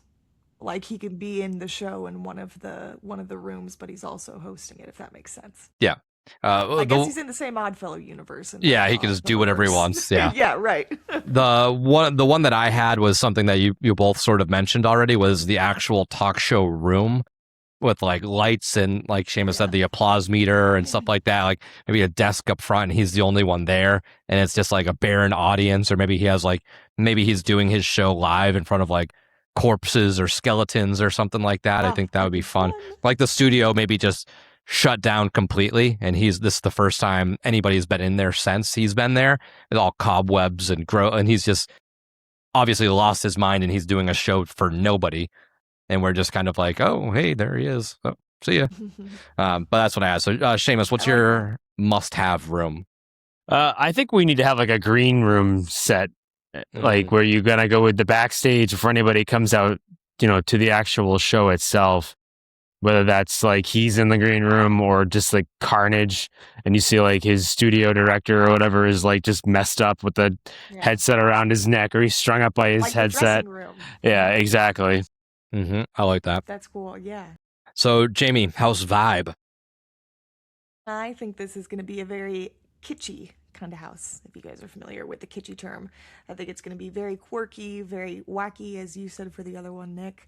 I do think there will be a good mix of comedy and literally blood and guts in this too. So for as much as everyone thinks it's going to be the fun house, I do think it's also going to be a little bit of a gory house too. Kind of an underrated gore. So, but yeah, mostly I think it's going to be very kitschy though, which I'm really excited for.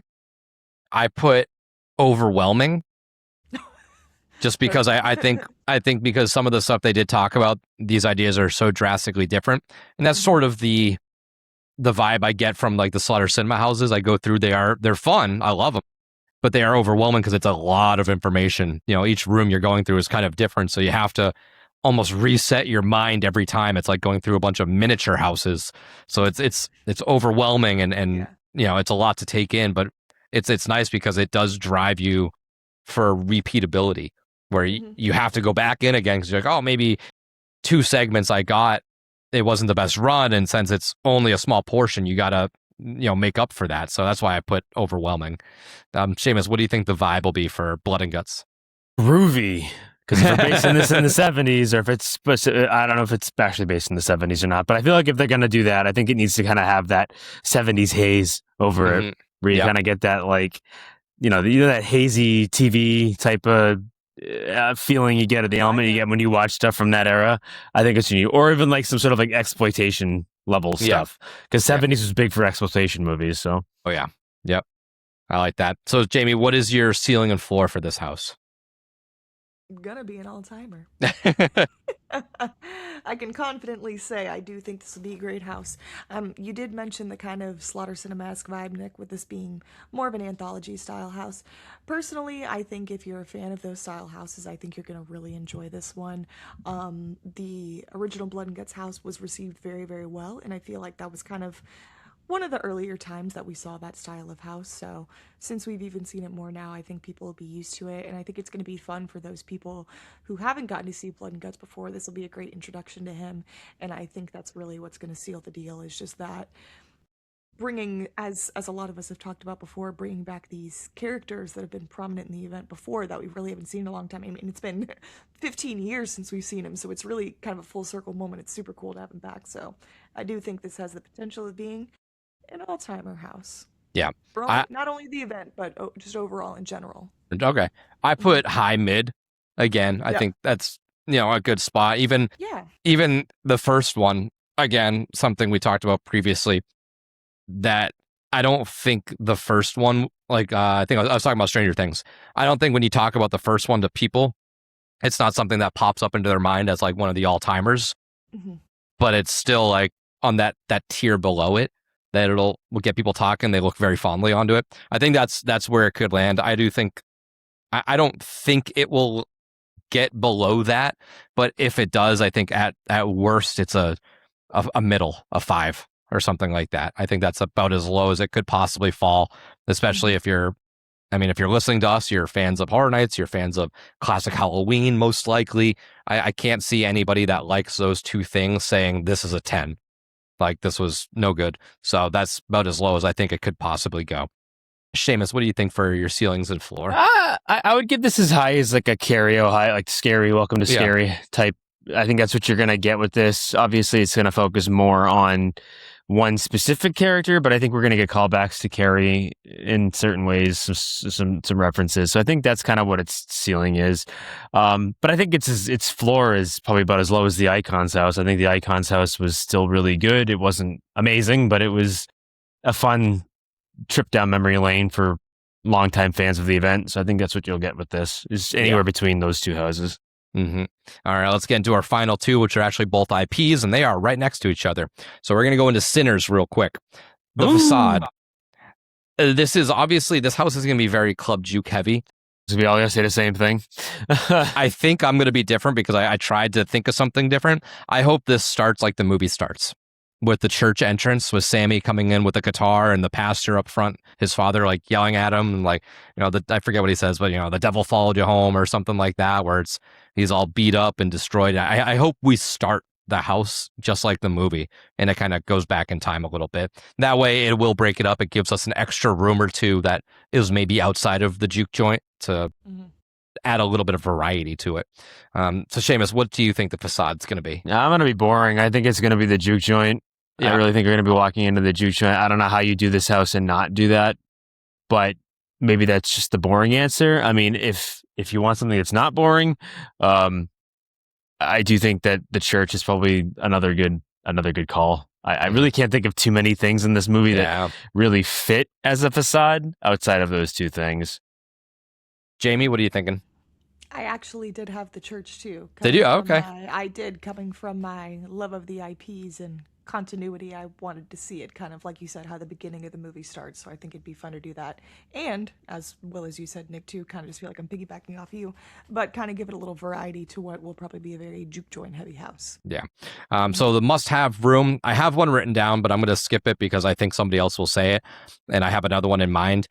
I think I've mentioned it before, but I really hope there is a scene with Cornbread where he's like, when he goes out to take a piss, and I hope there's like a very dark tunnel transition room where there's a bunch of like little lights that either resemble fireflies, and then there's like one set of like red eyes, and when you're walking through you can hear the whispers like, hey, Cornbread, cornbread, and it just, you can hear it as you walk through. I think that'd be a fun way to kind of, again, I'm trying to find ways to break up the monotony of just juke joint.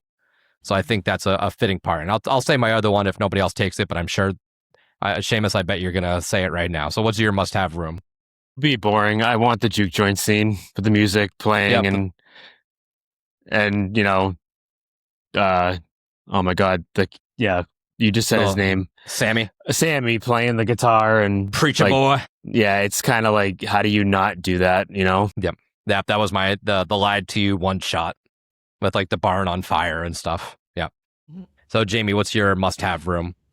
I kind of really want to see the end scene. I know we've said before it's hard to kind of execute like water coming out of water in a house or something like that, but I just love the end, that last 15 minutes, unfortunately, of the movie where Remick and Sammy are kind of standing in the water having that face off, and you finally get to see Remic's face all cut up and stuff, and Sammy smashes him with the guitar and kind of having it sticking out the side of it, and you finally get to see the close up of like his hands and his fingers. So I just think that face off's a really cool scene that I'd like to see that somewhere or somehow interpreted in the house. Yeah. The house vibe, I just put beautiful. I think this is going to be a very elegant, well taken care of house, almost kind of like sort of the monsters houses, like Unmasked was kind of, and was just a very beautiful scene and setting. That's where I think the vibe is going to end up. Seamus, what do you think your vibe is going to be for the house? This is going to sound funny, but Darkest Deal. Yeah. I mean, I really just kind of has to be that down home Southern blues, that type of house, and I think that's what it's going to have to be. Just fit like the movie did. Yeah. Yeah. Jamie? Yeah, I kind of had rustic, I guess. Rustic or like that southern like vibes too, like you were saying, Seamus. So it's kind of hard because I didn't want to fully compare it, but you're right. I feel like this is going to give the vibe of kind of Darkest Steel or maybe even Hatchet and Change, just that Western style. But more so, I think about that like when you think of the scene with Smoke and Stack at the train station and stuff like that, meeting up with Mary for the first time. So, yeah. I like that. And then the ceiling and floor. I put the ceiling, this could be a all-timer.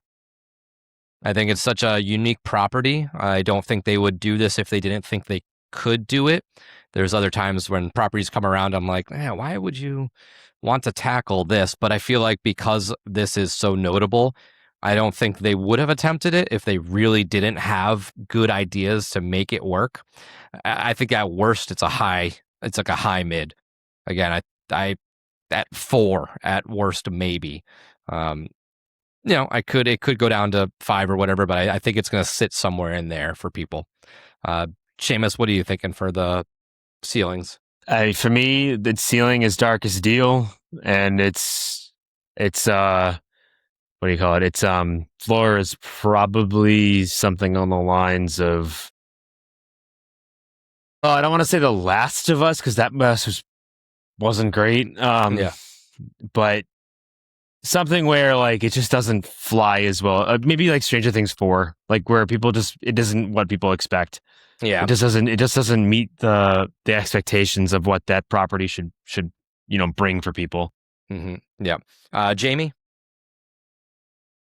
It's tough to say because I feel like this house has the potential of being one of those houses that could be an all-timer, and it could open the door for other big name films like this that we would never expect to see in an Oscar-winning film like Sinners coming to the event, So I do think this has the possibility of being an all-timer. If my only kind of nitpick, I guess, about it is if it could maybe suffer from feeling too similar to Darkest Deal, I think, in that sense, to where it kind of just maybe meshes together with those category of houses or with that kind of vibe of houses to where it isn't as memorable. But I think just in the fact that itself is that we are getting such a big renowned film by so many people, even those who really aren't big into the horror community. So either way, I think it's going to be in middle to upper tier house. I like that. All right, our final house, that is Hellraiser. Jamie, what do you think the facade is going to be for Hellraiser? I mean, I could only hope it would be the puzzle box that you're walking into. I think that'd be really cool. I think it'd be very interactive, but realistically, if how I mentioned too, with how we were going along with Sinners, kind of seeing and liking the continuity of the movie, I mean, it would be really fun to just kind of, in the house that they were in that little attic scene where they kind of find the decomposing Frank and stuff like that. So, yeah. Seamus, what do you think for the facade? I think, the puzzle box is actually kind of a cool idea. I didn't really think of it like that, but I was thinking like just some of like their own idea, their own take on what Pinhead's or what the Cenobite's lair would look like walking into hell and having the chains and all the people like strung up in weird, like sadomasochistic, bondage type stuff. Like that's kind of what I'm thinking. This is going to be the nasty, gory bondage house. So something like that where you're kind of walking in, and maybe kind of like you were saying with the Ozzy house, where we kind of get Pinhead up on his like pillar or his throne, and we get like a talking Pinhead, like another character that gets to kind of be the Pinhead voice, which I think would be kind of cool. Yeah, I kind of had two ideas, and both of them were sort of touched upon. I put one was just Frank's attic, and then the other one, excuse me, would be sort of like Seamus was saying, was just like this watery, drippy, gross chains dangling area with all the Cenobites just kind of around you, with like the voiceover of Doug Bradley being like, "Oh, you opened it, so we came," or something like that, and that's sort of like the entrance way. So, Jamie, what is the must-have room for you? Well, I have a couple must-have scenes, but I guess the must-have room would, I think it would be really cool when you have Kirsty or Christy. I always get her name I confused. fuck it up every time. Kirsty. I know, Kirsty, I thought so. But kind of that scene where she's meeting Pinhead and all the other Cenobites are kind of surrounding her. And she was like, I didn't even mean to open the box. And he's like, you opened it. We We came. came. Such an iconic scene, of course. And kind of just, it would be kind of a desolate room, but just like all the fog surrounding the room and the different Cenobites surrounding her. I think it'd be a really fun scene. But of course, the I am in hell, help me would be really fun. And then Frank, when they have him pinned up and like spread out by the face and all his like appendages and skin kind of peeling apart on those chains would just be really, really cool in a room too. Yeah. Seamus, what do you think your must-have room? I want that's like, if you've seen the first movie, they have like this, like, you don't really get to see it fully fledged out, but I want to see that spinning hook chain thing with all like the body parts attached to it. And I want to be like walking a room where it's just like spinning and this blood and all the water effects. And yeah, I think that's kind of what I wanted, something like that. I put for my must-have room from Hellraiser 3. I just want like a scene from the boiler room, which is like the bar that that guy owns. Yeah. I think that's a fun scene. I hope we do That would get be really cool. it's weird because everybody that talks about Hellraiser and like what they want to see, I think a lot of them are pulling from 1 and 2, Mhm. but they have specifically said it's 1 through 3. Yeah. So there's got to be some sort of 3 representation, and if it's a setting, like that's got to be the setting that they pull from 3, unless they don't do any settings from 3, but they just include some of the Cenobites from 3 because those are different ones. That's the only way I think they might represent 3 if there is no settings. So I'm hoping for the boiler room. So Jamie, your house vibe. Scenic. I think this will be a very scenic house. I think how you were saying before, you think of Sinners is going to be a beautiful house. I think that this is how this is. I think that this house is going to go like that for me. I think we're going to see some very, with it being such a weird and like obscure movie, I guess, with all these different like scenes you could take from all 3 movies, I think it's going to be a lot more intriguing than people think. I know we think of that, but I think we're going to get some really like in-depth scenes into the puzzle box and stuff like that. I think there's going to be a lot of like ceiling work and things to look up at and whatnot, and little things you might miss, like how you were talking about having multiple runs through those kind of anthology style houses. I think that'll be another kind of one of those with this too. Mm-hmm. Yep. Seamus?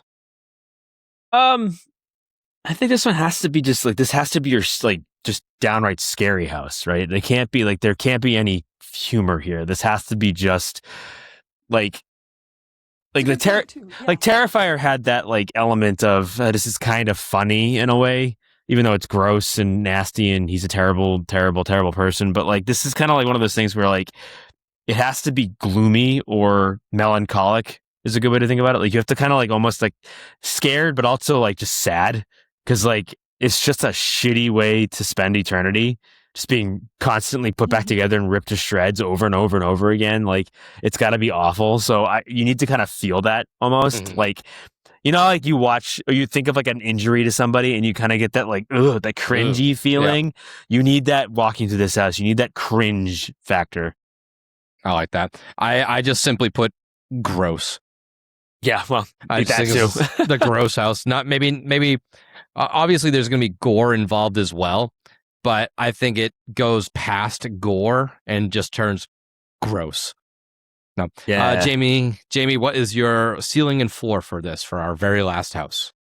My ceiling and floor for this one, I think this house has, I mean, no other option but then to be an all-timer. I mean, a lot of people have wanted this house to come to the event for a very long time, and this property in itself. I think if they do it correctly, and I think in using the first 3 movies was the right choice, just because you have a little bit of everything, and those obviously are some of the most popular ones. I think this has the possibility of being up there with some of the best IP houses we've seen in the past. Just with it being the first time at the event too. Yep.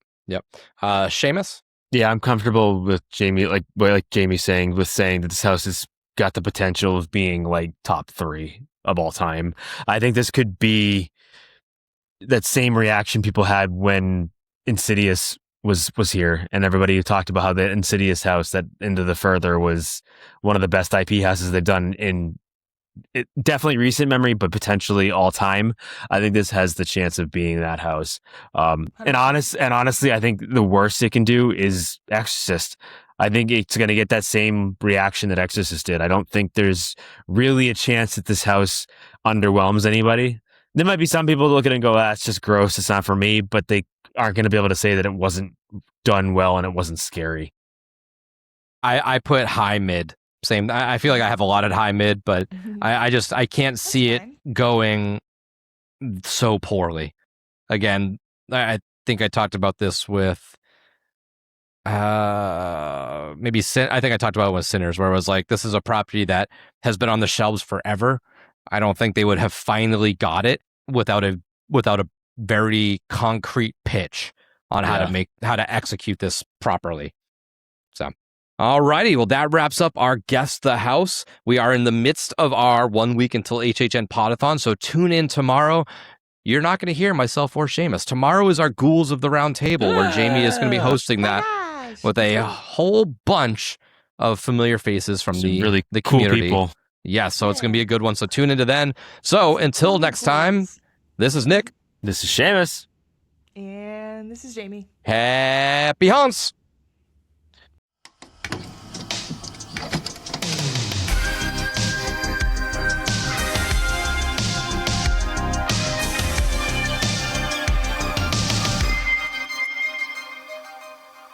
Thank you for listening to another episode of Fear and Beer, a Halloween Horror Nights podcast. If you like what you heard, don't forget to leave us a 5-star review on whatever streaming platform you are listening to us on. You can find us on all of our socials at Fear and Beer Pod.